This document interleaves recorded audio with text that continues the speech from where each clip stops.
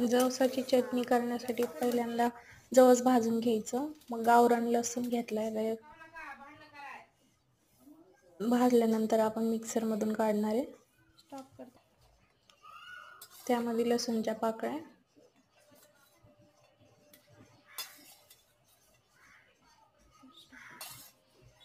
हे लसूण टाकून घेतलं इथं. मग आपल्याला जेवढी चटणी पाहिजे तेवढी टाकून घ्यायची चवीनुसार.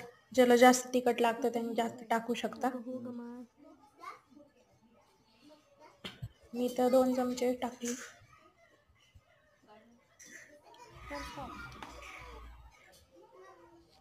चवीनुसार मीठ टाकायचं. इथं धर ना.